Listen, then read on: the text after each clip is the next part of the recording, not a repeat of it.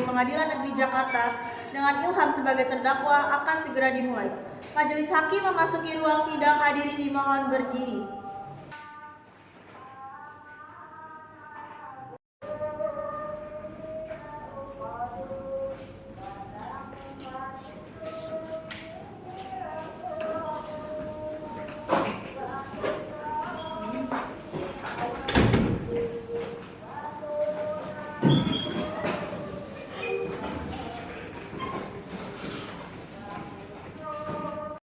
Berita acara persidangan, perkara pidana pemalsuan dokumen keimigrasian Pengadilan Negeri Jakarta, nomor perkara 221 Pengadilan Negeri Jakarta, pada hari ini, 30 November 2025, pukul 10 sampai dengan selesai di ruang sidang Cakra Pengadilan Negeri Jakarta. Sidang perkara pidana atas nama Ilham, tempat tanggal lahir Kuningan 23 Agustus 2002, pekerjaan pengusaha, alamat Desa Grombong, Kecamatan Luragung, Kabupaten Kuningan. Susunan Majelis Hakim. Hakim Ketua Dr. Mahesa SHMH, Hakim Anggota 1 Arif SHMH, Hakim Anggota 2 Rifki SH, Jaksa Penuntut Umum Rizky Huda SH dan Widi Helen SH, Penasihat Hukum Azil SH dan Lili SH. Jakarta yang memeriksa dan mengadili perkara pidana dalam tingkat pertama dengan nomor perkara 221 garis miring pidana khusus garis miring 2025 garis miring Pengadilan Negeri garis miring Jakarta tentang perkara kasus pemalsuan dokumen perjalanan oleh Ilham Kristiano sebagai terdakwa pada hari Minggu tanggal 30 bulan November tahun 2025 dinyatakan dibuka dan terbuka untuk umum.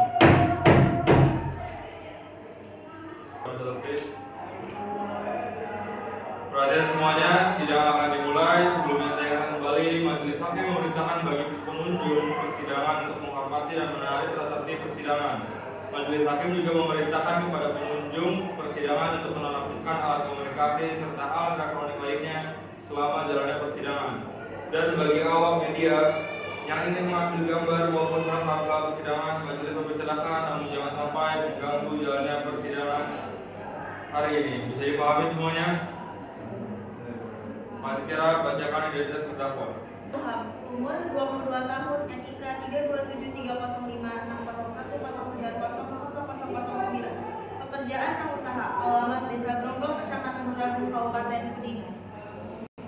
Pada tanggal 30 November 2025 menggunakan paspor palsu untuk melintas pemeriksaan imigrasi. Dakwaan ini berdasarkan pasal 126 huruf A Undang-Undang Nomor 6 Tahun 2011 tentang keimigrasian dengan unsur 1. Dengan sengaja. 2. Menggunakan dokumen perjalanan. 3. Diketahui. Benar Yang Mulia.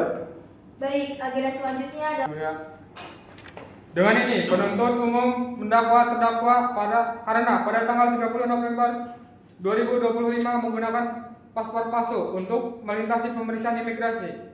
Dakwaan ini disusun berdasarkan pasal 126 huruf A Undang-Undang Nomor 6 Tahun 2011 tentang keimigrasian dengan unsur 1. Dengan sengaja. 2. Menggunakan dokumen perjalanan. 3. Yang diketahui palsu atau dipalsukan.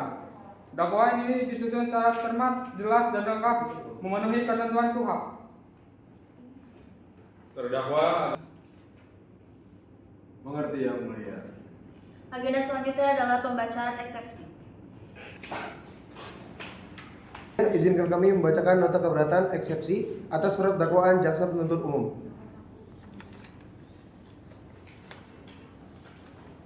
1. Dakwaan tidak jelas, obskur juga. Kami menilai surat dakwaan penuntut umum tidak memenuhi syarat formil sebagaimana pasal 143 ayat 2 KUHP karena A. Penuntut umum tidak menjelaskan secara rinci bentuk pemalsuan dengan 1. Dakwaan tidak jelas, obskur libel. Kami menilai surat dakwaan penuntut umum tidak memenuhi syarat formil sebagaimana pasal 143 ayat 2 KUHP karena A. Penuntut umum tidak menjelaskan secara rinci bentuk pemalsuan yang didalilkan. Antara lain, tidak dijelaskan siapa oknum pembuat palsu, tidak dijelaskan kapan dan di mana pemalsuan dilakukan, tidak dijelaskan alat bukti yang menghubungkan terdakwa dengan proses pemalsuan. B. Penuntut umum hanya menyatakan bahwa terdakwa menggunakan paspor palsu, namun tidak menjelaskan apakah terdakwa mengetahui bahwa dokumen tersebut palsu pada saat digunakan.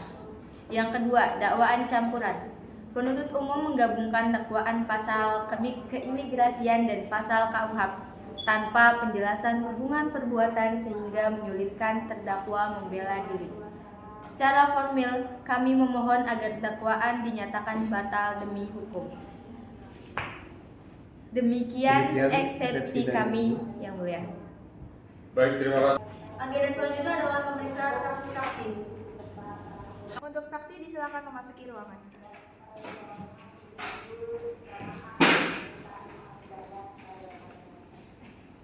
Saudara dan saudari saksi. Iya, Yang Mulia. Silakan saudara saksi maju ke depan. Ikuti kata-kata saya. Bismillahirrahmanirrahim.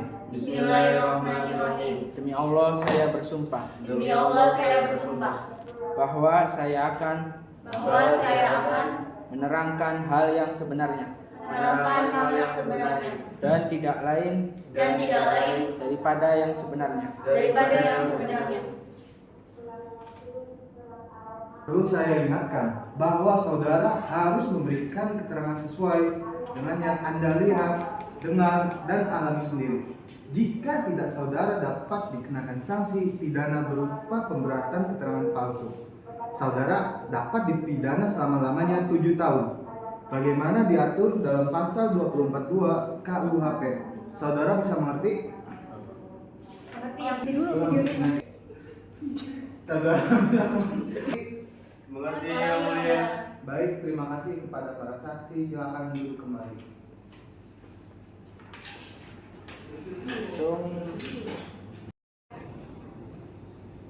Bagaimana kronologi penangkapan terdakwa? Saat pemeriksaan, mesin e-passport reader tidak bisa membaca chip paspor. Lalu, terdapat kejanggalan mengenai foto biometrik dan juga wajah aslinya tidak cocok, dan juga keluar negerinya tidak aneh. Saudara, bagaimana kronologi penangkapan terdakwa? Saat pemeriksaan, mesin e-passport reader tidak bisa membaca chip paspor. Lalu, foto biometrik di paspor tidak cocok dengan wajah aslinya, dan juga kita cek keluar negeri terlihat aneh dan tidak standar. Tapi kami punya bukti CCTV. Saudara, apakah saudara terdakwa memasukkan dokumen? Tidak, saudara tidak pernah melakukan pemalsuan dokumen. Apakah terdakwa berkunjung ke luar negeri dengan agenda liburan? Iya benar, terdakwa ingin pergi ke luar negeri, liburan ke luar negeri. Apakah tindakan terdakwa memenuhi unsur pemalsuan dokumen? Berdasarkan bukti-bukti yang kami peroleh, bahwasanya yang pertama, secara ilmiah bahwa hologram paspor itu tidak sesuai dengan standar ICAO 9303. Yang kedua, chip elektronik mengandung data hasil rekayasa digital. Yang ketiga, nomor seri paspor tidak terdaftar di pusat data keimigrasian. Dan yang terakhir, tanda tangan pejabat imigrasi berbeda dengan basis dan tanda tangannya yang resmi. Ahli, mungkin Memahami detail hukumnya, tetapi tindakan menghindari petugas menunjukkan salah satu dari unsur kesengajaan. Baik, keterangan dari kami ucapkan terima kasih ya, dan apabila kami membutuhkan keterangan dari saksi lagi, kami berharap saudari saksi tidak keberatan untuk hadir kembali dalam persidangan ini. Silakan saudari saksi dan juga saudara saksi bisa meninggalkan ruangan. Tidak.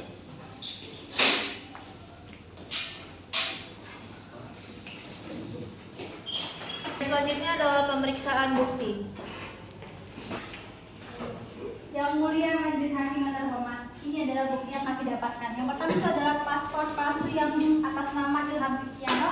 Yang kedua itu ada hasil analisis dokumen. Yang ketiga bukti transfer uang senilai 18 juta rupiah. Yang ketiga print out percakapan antara terdakwa dan calo. Dan yang terakhir itu adalah rekaman CCTV kantor imigrasi. Baik, terima kasih JPU. Terdakwa, apakah barang bukti ini benar? Memang benar Yang Mulia, dokumen itu memang milik saya. Tapi untuk palsuan dokumen itu saya tidak tahu Yang Mulia. Agenda selanjutnya adalah Yang Mulia, terima kasih. kesaksian saya bahwasanya dokumen itu niat awal saya itu ingin berlibur yang mulia, dan di sana saya belum memiliki paspor untuk mendaftarkan diri ke keimigrasian. Yang mulia, terima kasih. Saya sebenarnya hanya tertipu yang mulia. Saya ditipu oleh inisial M, Mario. Saya membayar 18 juta kepada dia melalui WhatsApp, dan dia dijanjikan bahwasanya akan membuatkan paspor begitu cepat yang mulia. Saya hanya orang yang miskin yang mulia, orang bodoh, tidak sekolah, cuma tamat SD. Saya tidak tahu bahwasanya paspor itu palsu yang mulia. Terima kasih. Tapi saudara menulis di WhatsApp itu, siapkan uangnya besok. Ya kan itu sudah dihubungi Mbak JPU. Saya tidak tahu.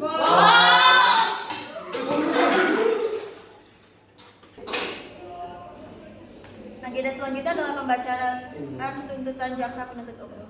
Ya. Menuntut supaya majelis hakim mengadili yang memeriksa dan mengadili perkara ini menyatakan terdakwa terbukti secara sah dan meyakinkan bersalah melakukan tindak pidana sebagaimana dalam surat dakwaan, serta oleh karenanya menjatuhkan pidana sebagai berikut: penjara 3 tahun, denda 150 juta rupiah, paspor palsu dimusnahkan. Pertimbangan JPU: terdakwa menggunakan dokumen berbahaya bagi keamanan nasional. Perbuatan dapat memicu perdagangan manusia atau penyalahgunaan identitas. Pelaku harus diberikan efek jerah. Selanjutnya adalah pembacaan. Dengan segala kerendahan hati, izinkan kami menyampaikan bahwa terdakwa bukanlah bagian dari suatu organisasi besar ataupun jaringan terstruktur. Terdakwa hanyalah seorang rakyat yang bertindak semata-mata karena desakan keadaan. Tidak ada niat untuk merugikan negara ataupun melakukan pelanggaran hukum secara sengaja. Terdakwa juga tidak memahami konsekuensi hukum dari perbuatannya. Bahkan, untuk memenuhi kebutuhan sehari-harinya, ia mengalami sedikit kesulitan. Denda dalam jumlah ratusan juta rupiah, bahkan ratusan ribu rupiah sekalipun, merupakan beban yang tidak mungkin dapat ia penuhi. Terdakwa adalah korban calo, bukan pembuat paspor palsu.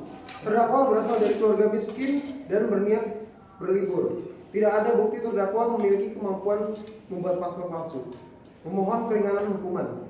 Selama persidangan berlangsung, terdakwa telah bersikap kooperatif, berterus terang, serta menunjukkan penyesalan yang tulus atas perbuatannya. Oleh karena itu, dengan tetap menghormati kebijaksanaan majelis hakim, kami memohon agar majelis berkenan memberikan keringanan hukum yang seadil-adilnya dengan mempertimbangkan kondisi sosial ekonomi terdakwa dan sifat perbuatannya yang tidak dilakukan secara terencana maupun profesional. Demikian permohonan ini kami sampaikan atas perhatian dan kebijaksanaan yang mulia majelis hakim. Kami ucapkan terima kasih. Saya menyesal. Yang mulia, saya menyesal. Saya bukan penjahat yang mulia. Saya hanyalah rakyat kecil yang mulia. Tolong ringankan hukuman saya yang mulia. Mohon maaf yang mulia, saya menyesal yang mulia. Terima kasih yang mulia. Saya akan membacakan replik bahwa pendapat seluruh dalil dalam pledoi penasihat hukum jaksa penuntut umum pada pokoknya tetap pada surat tuntutan. Hukum pidana memiliki tujuan untuk memberikan efek jerah baik kepada pelaku maupun masyarakat yang luas. Perbuatannya yang didakwa kepada terdakwa merupakan bagian dari tindak pidana pemalsuan dokumen yang oleh undang-undang dan kebijakan nasional digolongkan sebagai kejahatan serius karena membahayakan keselamatan manusia, merugikan negara, serta berpotensi menimbulkan dampak sosial yang luas.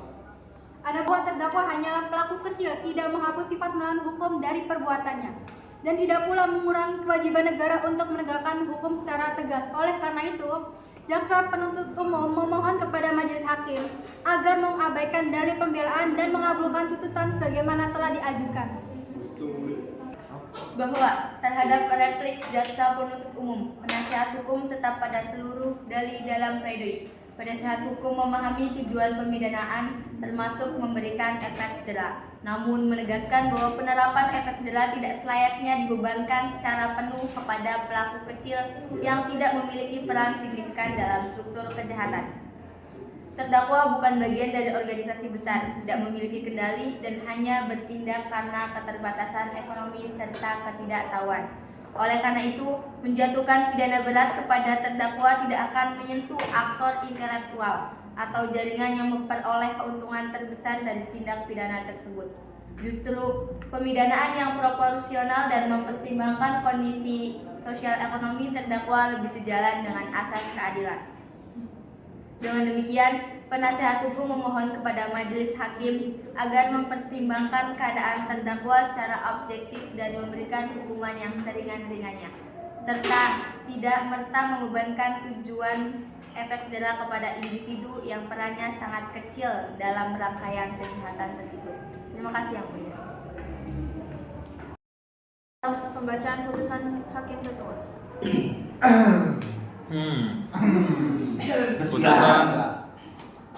Putusan nomor 221 garis miring pidana khusus garis miring 2025 garis miring Peradilan Negeri garis miring Jakarta. Demi keadilan berdasarkan ketuhanan yang Maha Esa, Pengadilan Negeri Jakarta yang memeriksa dan mengadili perkara pidana pada tingkat pertama telah menjatuhkan pidana sebagai berikut dalam perkara terdakwa. Menimbang bahwa berdasarkan hasil pemeriksaan di persidangan, keterangan para saksi, barang bukti yang diserahkan, serta keterangan pelaku, majelis hakim memperoleh fakta-fakta sebagai berikut. Yang pertama, menyatakan terdakwa terbukti melakukan tindak pidana menggunakan dokumen palsu perjalanan sebagaimana pasal 126 huruf A Undang-Undang Keimigrasian, menjatuhi pidana penjara 2 tahun 6 bulan, denda 100 juta rupiah, subsidi air 3 bulan kurungan, memerintahkan paspor palsu dimusnahkan, membebankan biaya perkara kepada terdakwa. Selanjutnya ada pertimbangan hukum. Menimbang bahwa terdakwa Ilham Kristiano yang didakwa telah melakukan tindak pidana menggunakan dokumen perjalanan palsu, majelis hakim terlebih dahulu mempertimbangkan secara yuridis unsur-unsur tindak pidana sebagaimana diatur dalam pasal 126 huruf A Undang-Undang Nomor 6 Tahun 2011 tentang Keimigrasian. Nomor 1. Menimbang unsur setiap orang. Menimbang bahwa yang dimaksud dengan setiap orang adalah subjek hukum yang dapat dimintai pertanggungjawaban pidana berdasarkan identitas yang dibacakan di persidangan dan diakui oleh terdakwa terbukti bahwa terdakwa adalah seorang warga negara Indonesia yang cakap bertanggung jawab secara hukum. Dengan demikian unsur ini telah terpenuhi. Nomor 2, menimbang unsur dengan sengaja. Menimbang bahwa unsur kesengajaan atau dolus mengharuskan pelaku mengetahui dan menghendaki perbuatannya, bahwa dari keterangan terdakwa menyatakan mengetahui bahwa foto dan data dalam paspor itu bukan identitas dirinya. Keterangan saksi petugas imigrasi menyatakan bahwa terdakwa tampak ragu ketika dimintai data paspor. Berikutnya bukti percakapan WhatsApp antara terdakwa dengan calo berinisial M yang jelas menunjukkan terdakwa mendapatkan dokumen secara ilegal. Majelis berpendapat bahwa terdakwa sadar sepenuhnya bahwa paspor tersebut bukan dokumen yang sah. Dengan demikian unsur dengan sengaja telah terpenuhi. 3. Menimbang unsur menggunakan dokumen perjalanan. Menimbang bahwa paspor adalah dokumen perjalanan resmi negara Republik Indonesia sebagaimana diatur dalam pasal 1 angka 16 Undang-Undang Keimigrasian, bahwa terdakwa menyerahkan paspor tersebut kepada petugas imigrasian di counter pemeriksaan keberangkatan Bandara Soekarno-Hatta untuk digunakan sebagai syarat keluar wilayah Indonesia. Fakta ini juga didukung oleh rekaman CCTV, berita acara penyitaan paspor, dan kesesuaian keterangan saksi petugas imigrasi. Dengan demikian, terdakwa secara nyata telah menggunakan dokumen tersebut sebagai dokumen perjalanan. Unsur ini terpenuhi. Nomor 4. Menimbang unsur dokumen yang diketahuinya palsu atau dipalsukan. Sudah terbacakan. Menimbang keseluruhan alat bukti tersebut, majelis berpendapat bahwa terdakwa mengetahui dokumen tersebut palsu dan tetap menggunakannya. Dengan demikian, unsur ini tepat dan sah terpenuhi. Pertimbangan yuridis tambahan mengenai alasan terdakwa mengaku korban calo. Menimbang bahwa alasan terdakwa merasa ditipu calo tidak menghapus sikap dan sifat melawan hukum karena 1. Terdakwa mengetahui paspor tersebut bukan miliknya. 2. Terdakwa tetap menggunakan dokumennya sebagai dokumen resmi. 3. Pasal 126 huruf A Undang-Undang Keimigrasian mengatur pemindahan bagi pengguna meskipun ia bukan pembuat paspor palsu. Karena itu, alasan tersebut tidak dapat menghapus pertanggungjawaban pidana. B. Menimbang hal-hal yang memberatkan. Dianggap dibacakan. Kesimpulan pertimbangan menimbang. Menimbang seluruh fakta persidangan, keterangan saksi, keterangan ahli, alat bukti, dan pengakuan terdakwa. Majelis hakim berpendapat bahwa semua unsur pasal 126 huruf A Undang-Undang Keimigrasian telah terpenuhi secara sah dan meyakinkan, sehingga terdakwa terbukti bersalah melakukan tindak pidana menggunakan dokumen perjalanan palsu. Dengan demikian, ini diadakan dalam sidang terbuka untuk umum. Terima kasih atas perhatian para pihak dan hadirin dalam sidang perkara ini. Dengan ini sidang dinyatakan ditutup. Majelis hakim akan meninggalkan ruang sidang. Hadirin dimohon berdiri.